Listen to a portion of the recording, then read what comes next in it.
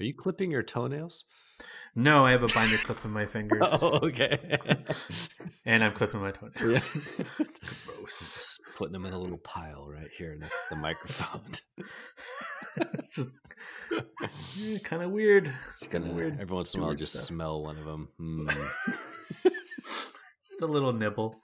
That's healthy. That's gross, man. Oh, say that. Oh, you just hit your head on the mic. I only saw one of them camouflaged. He was there. Those eyes disappeared. What was that? Those eyes there. They disappeared. I know one thing, Major. I drew down a fire straight at it, capped off 200 rounds in the minigun. Full pack. Mac. Nothing. Nothing on this earth could have lived. Not at that range. Mac. Mac! You take first watch. Then you get some rest.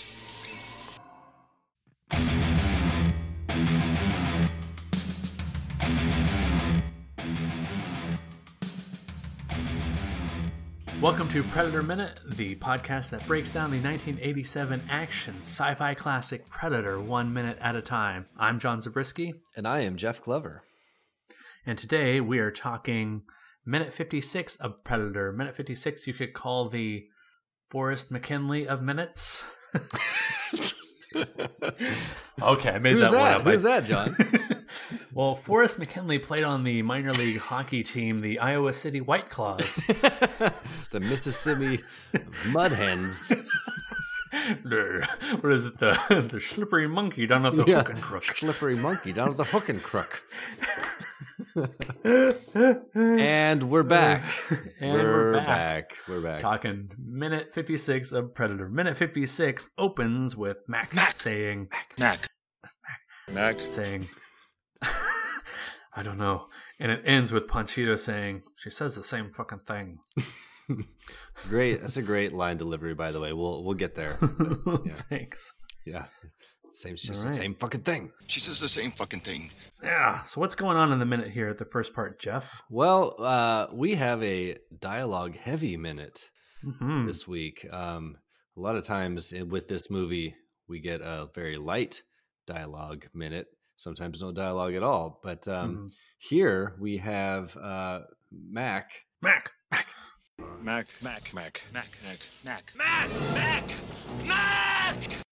is responding to Dylan's question from the previous minute. Dylan. Dylan.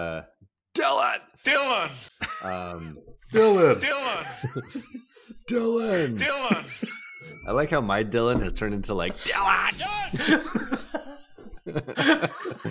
Like in the movie, it's like Dylan, and I'm like Dylan.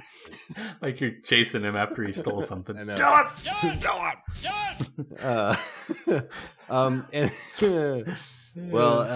They have a conversation, and I'm thinking we should maybe just jump into a dramatic line read here because that's really what's happening in this minute. What do you think, John? I totally agree. And how about this? How about I take Mac. You take Dylan in the beginning. Dylan. And then you can be Dutch as well. Okay. So and I'm sure the audience is going to pick up when you're Dutch and when you're Dylan. Okay, so I'll be Dylan in the beginning and Dutch at the end. Is that what I'm saying? Right. Exactly. And also Dutch in the middle. Okay. And a little Dutch in the middle. Little middle Dutch. A little Dutch sandwich. Okay. I like being the meat. The meat. Get it? Okay. All right. Okay. Go ahead. Sergeant. Who hit us today? I don't know. I only saw one of them, camouflage. He was there. Those eyes disappeared. What was that? What was that?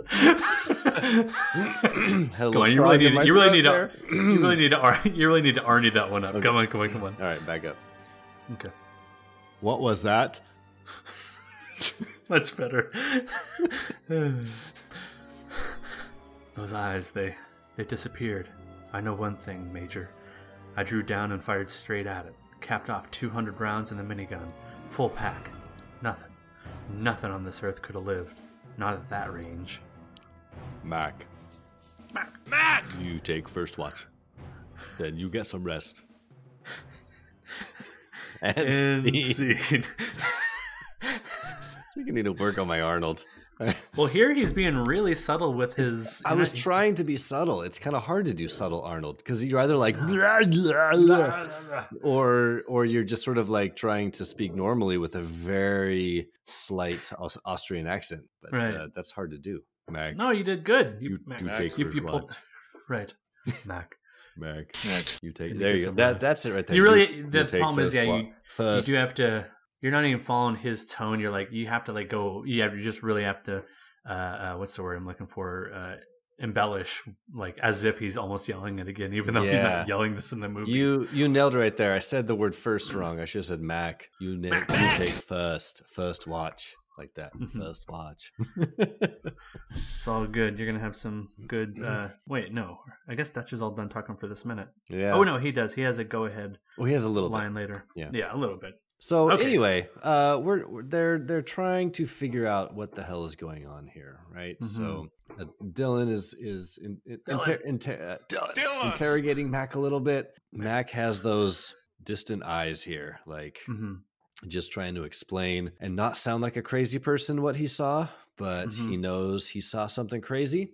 So he's like, how can I explain this in a way they might understand, but also he's not quite sure if he believes it. And so he is really, I feel for Mac here. Like he is in a tough spot. He needs, for the sake of the team, he needs to hold his composure, right? Like that is first on his mind, I'm sure, as a soldier in this spot. At the same time, he just saw a fucking alien come out of the jungle with the glowing eyes. Like, how do you reconcile those two things? Right. And invisibility. How do you explain all that? Right. Right. Like it's very easy to armchair these kind of movies where you want the character to be just really explicit and tell everybody what they saw. But if you're in that situation, you're likely only going to be able to kind of process everything really slowly and like give out those details really slowly. Yeah. I mean, he's still processing it himself. So yeah, as he's saying it out loud, he's sort of trying to make sense of it in his mind. Right. Yeah. He's even given us some awesome eye acting. Essentially what you're saying right there is like he's trying to remember it as he's telling them. And how is he doing that? Well, he's looking slightly up to the right. I don't think he's looking at Dylan when he's talking here. No, I don't think so either. And then when he comes to the end of his line, he does something really interesting with his eyes. He looks down to the right, almost like he's ashamed and like he knows that what he's saying sounds a little crazy. Insane, yeah. Yeah. And if they have further questions about it, he's not going to be able to answer, right? And they're all looking at him like skeptically. Like that's never a good position to be in. You never like being that person that's explaining yourself and everyone's looking at you like they don't quite believe what you're saying. Like that's a really shitty spot to be in. And then he's right in it right there. It also reminds me when Dutch is saying, "What was that?" Or "What was that?" What was that? What was that? It reminds me of Panchito earlier when he's interrogating Anna about what she saw, and he gives a good K. So this is the second person who's trying to describe what they saw, and the team is not understanding fully what was seen. What was that?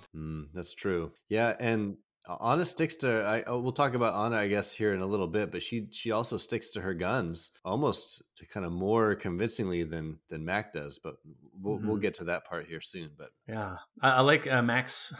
I like Max. Mac.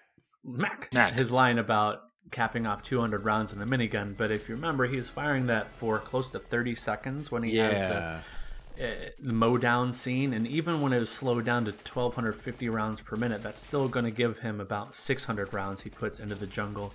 And if he's talking about an actual minigun, that's 5,000 rounds per minute at the actual speed, which would be about 2,500 rounds he actually put into the jungle, not just 200. Yeah. So I'm surprised. It's interesting that like he called it out as 200, but it was basically a hot pile of lead by the time he was done firing that minigun. He used all the ammo. He used all the ammo. It's all gone now. Yeah, I mean, if you think about the rest of the movie, they fire their guns very sparingly for the rest of the movie. There's only a few shots taken here and there, and none of them are doing anything. So we get some nice kind of like, almost like horror movie suspense thriller sort of score right here, don't we? Mm-hmm. It's that leitmotif, to borrow from Adam Pranica. Yeah. of music we've heard when the team is trying to pair out what they're seeing, what they're experiencing. They don't know, so it has that mystery, but it's also horror music because there's some gruesome deaths, and suspense because you don't really know what's coming next. You're not out of it by any means. Yeah, it's good. It's that kind of like low, sort of drawn out back and forth strings that you'll get. Like it reminds me, in a horror movie, it might be the scene when someone is slowly walking through a creepy house, sort of like peering down the hallway, looking around the corner, or maybe even before that, when they're like, they've seen the house from the outside and now they're opening the gate and they're walking up through like the creepy, like overgrown pathway up towards the haunted house, right? That's like the type of music I would associate. Oh yeah, I like the parallel. And then we're gonna hit all sorts of parallels as we start hearing stories about what this could be from Anna Anna. Anna Anna. She really acts as like the kind of the sage, right? Sort of. Yeah, you know, like that mystical, like I know things. I'm the foreigner, so I have like an extra set of knowledge. But that comes a little bit later, right? But you start to get inklings of it in these scenes where, like I said, she kind of sticks to her guns and does not back down about what she thinks she saw. Yeah. Well, speaking of that, should we talk about the last bit of the minute? Last thing I have for this first part is that, along with Mac doing some awesome eye acting, we're seeing Dutch and Dylan really sharing some good eye acting too, because they're doing the thing where they're making that eye contact, looking at each other, but they're not moving their head, so it's as if they're still looking at Mac. If you were to see him out of the corner of his eyes, but he's not going to notice maybe them looking off to the side at each other. It's, kind of like an awkward family function. Someone makes some like weird joke that is not appropriate. Nobody's going to say anything, but you and your other family members might give each other the eye. Right. Right. Did you a little side eye, like little eyebrow raise too. Can you believe what Uncle Fred just said? Little holding up like almost a fake glass of alcohol to your mouth, or like a fake joint up to your mouth. And you're like, whoop, whoop, like really overdoing that. Doing Uncle the crazy symbol. Uncle Fred just told me I'm racist against white people. Ooh. Oh man. All right. So shall we talk Anna here? Sure. Yeah. Do you want to try to do a dramatic line reading in Spanish? Ooh, boy. We could just do it in English if you want. I feel like for some reason, I feel like you would be better at saying the Spanish lines. Are you? I don't know why. I took the years of Spanish way back in high school. That was it. But me too. Like to translate all this, I definitely did a lot of Google Translate work, but also did a lot of like repeating just their lines because they're speaking so fast. I'm not a native speaker, so it's really hard to pick up exactly what they're saying. And I think I picked up pretty much what they said. I don't mind. We could just kind of parse it out. Just kind of sound your way through it. I mean, it's Spanish. So let's do our best to say the lines as is in Spanish. I'm gonna let you be Anna, and I will be Pancho. Well, we also have Dylan in here and Dutch, don't we? Yeah. Dylan. Let's see. I'll be Dylan and I'll be Panchito. How about that? You're gonna be Dylan and Panchito. Yeah, unless you want to be Anna. It's totally up to you. That would make me Anna, right? Right. If you're Anna, okay, maybe that makes more sense. I'll be Dylan and Panchito, and you can be. I'm going to apologize in advance to any Spanish speakers out there. I'm reading this. I don't know the correct pronunciation to everything.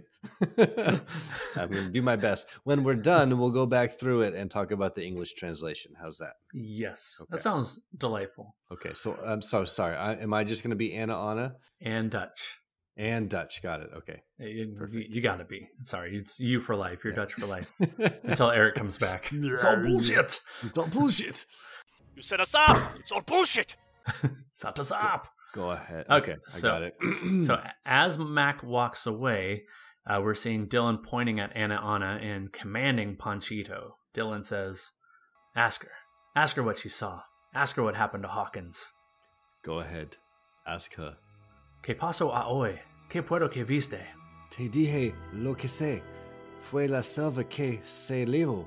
¿Qué más quieres que te diga? Then Panchito looks at Dutch. Dylan says, she says the same fucking thing. End of minute. End of minute. Nicely done on the Spanish. Oh, thanks. I just threw that out there. Yeah. She says the same fucking thing. I like the way he delivers that. She says the same fucking thing. She says the same fucking thing. Yeah, he's continuing his tone for the rest of the movie like this, where he's frustrated, angry, scared, impatient. He doesn't have answers, and it sounds a lot like we hit nothing. We hit nothing. She says the same fucking thing. Yeah, exactly. Yeah. She says the same fucking thing. We hit nothing. All right, so to back up through the Spanish here for our non-native speakers. So when Panchito talks to Ana, he says, "Que paso a hoy? Que puedo que viste?" Which means... It means what happened today. So they're reminding you all this happened today. And what did you see? Although the Spanish should be, I think, que puede que viste.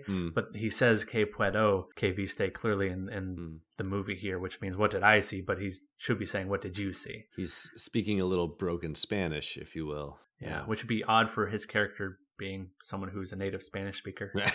Oops. Like, all right. Alongside her, she has a couple things where I had to change it around in the translation, so it's not exactly what Google Translate would spit out. Go ahead. What does Ana say? So then Ana says, "Te dije lo que sé, fue la selva que se llevó. ¿Qué más quieres que te diga?" Yeah, and she says, "I told you what I know. It was the jungle that took him away. What else can I say / what else do you want me to tell you?" So that last line can have like dual meaning, sort of like... Yeah, because in the translate, where it says "Que más quieres que te diga," it just says, "What else can I say?" That's what it says straight translated. But if you recognize quieres, that means want.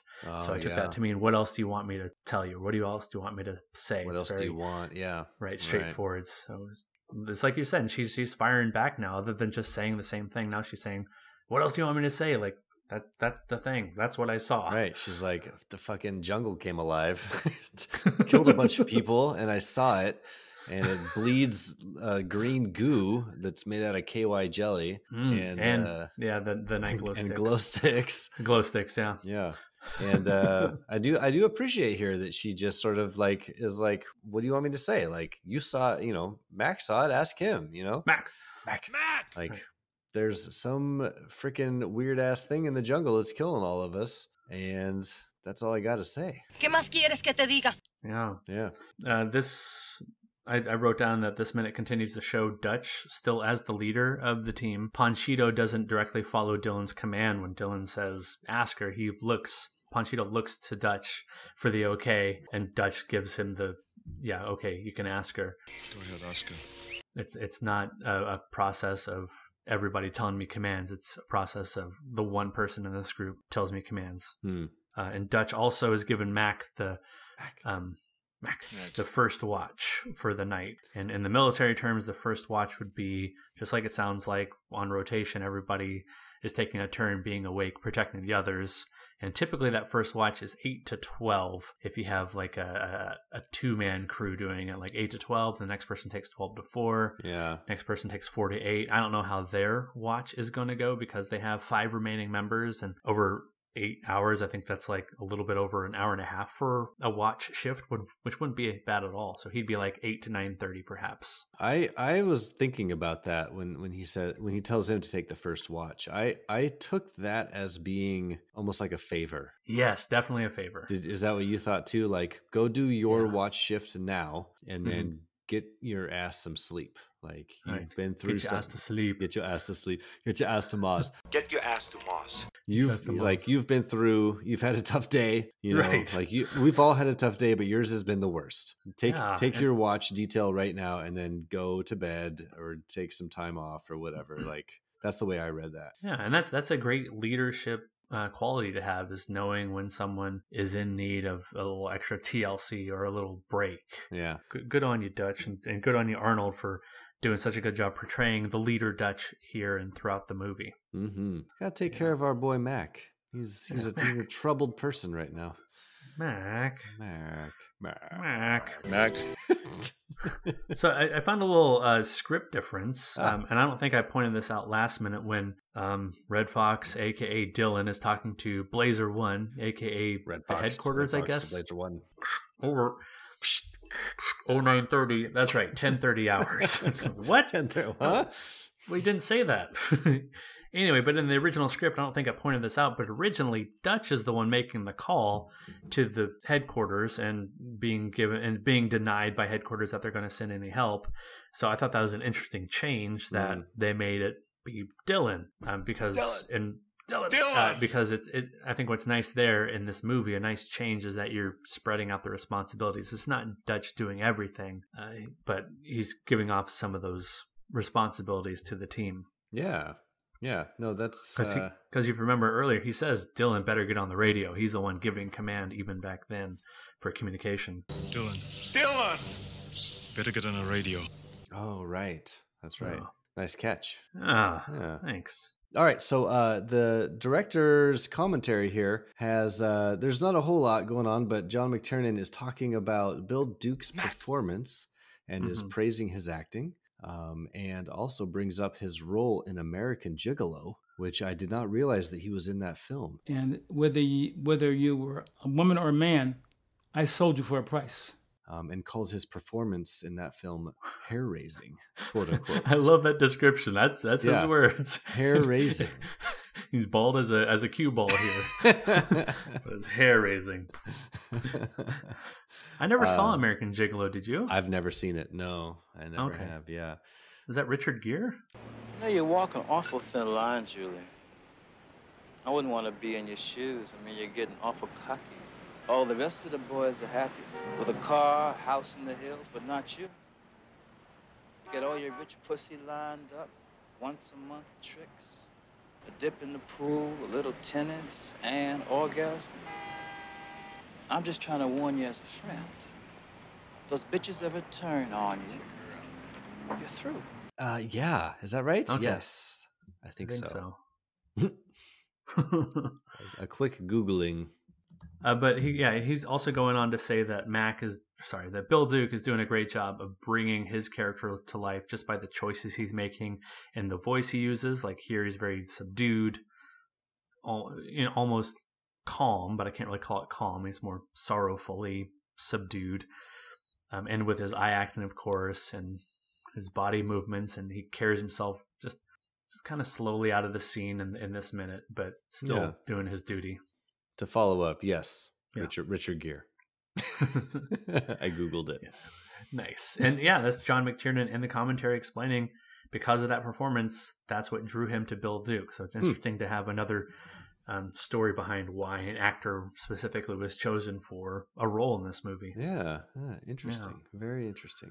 All right. We have anything else that we didn't cover? I think we covered just about everything. I think we nailed it.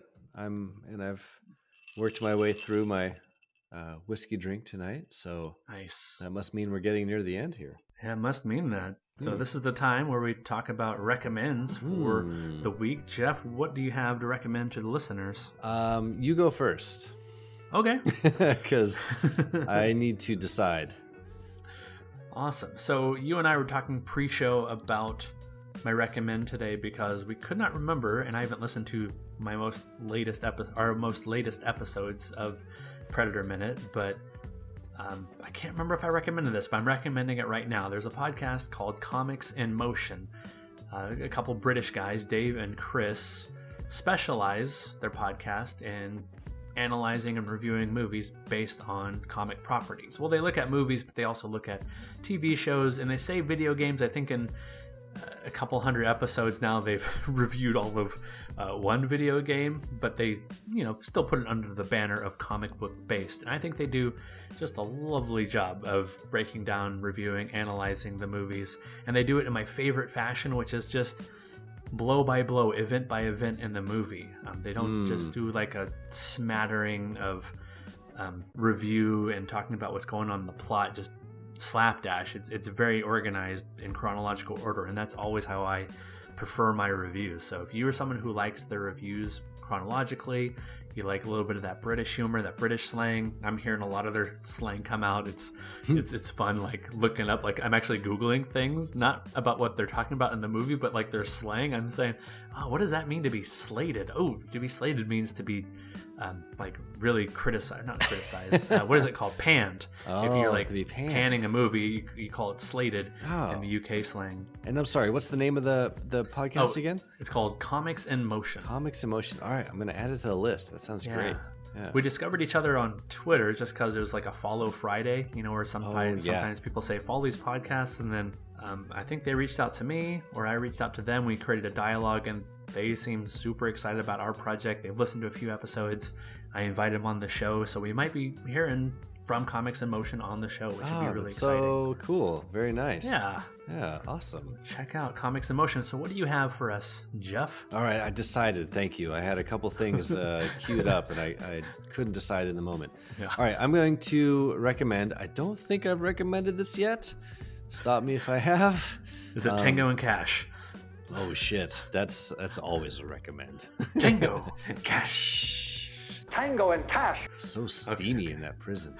I'm going to recommend the HBO show Steamy. Succession. Have I talked about Succession? No. Okay, awesome. Talk about it now. Succession is a show on HBO. It's in its second season, and it's fantastic. It's essentially about horrible rich people.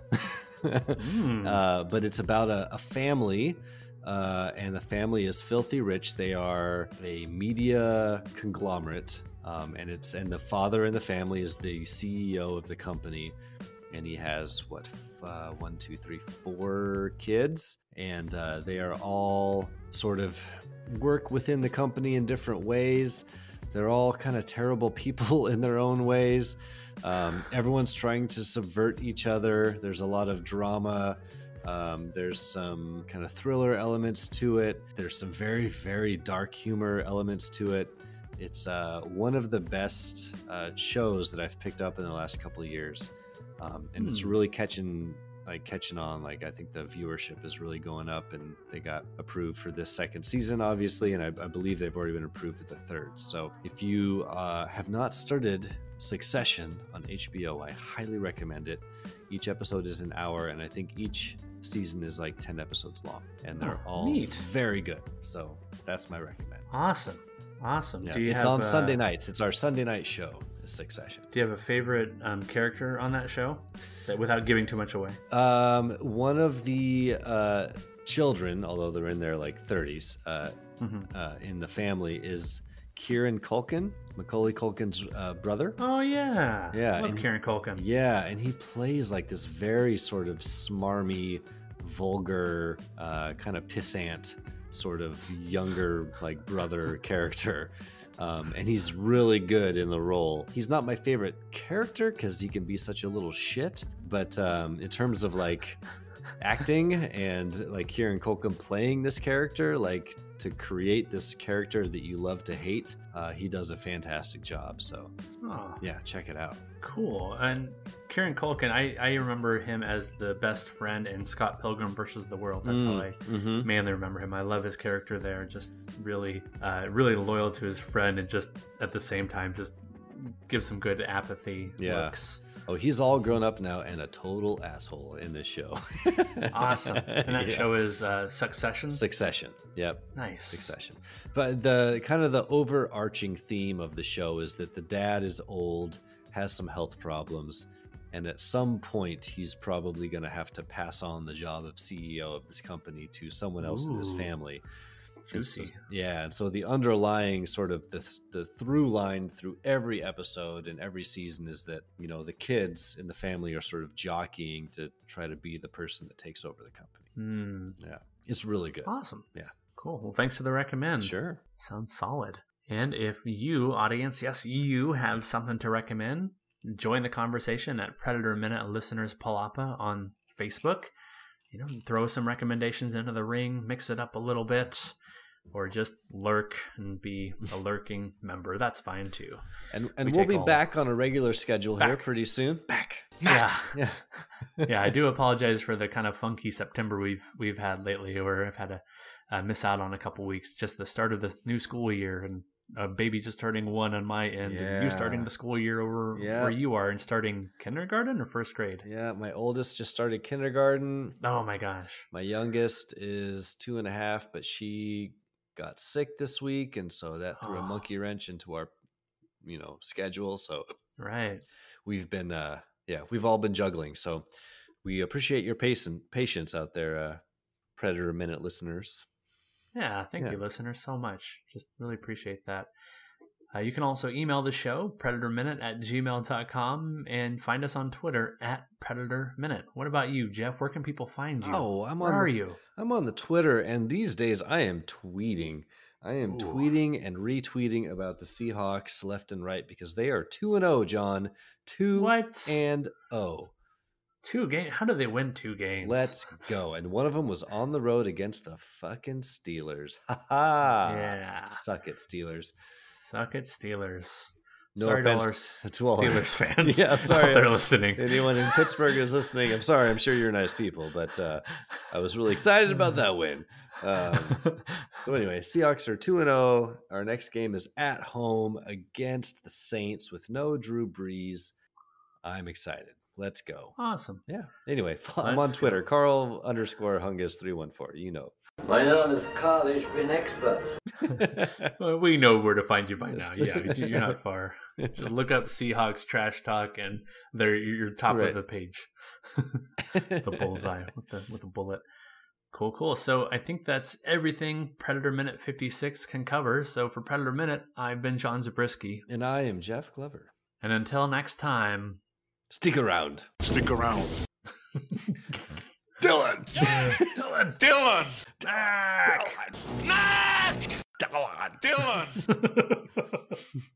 She says the same fucking thing. She says the same fucking thing. Love it. Love it. ¿Qué pasó hoy? ¿Qué fue lo que viste? Te dije lo que sé. Fue la selva que se lo llevó. ¿Qué más quiere que te diga? She says the same fucking thing.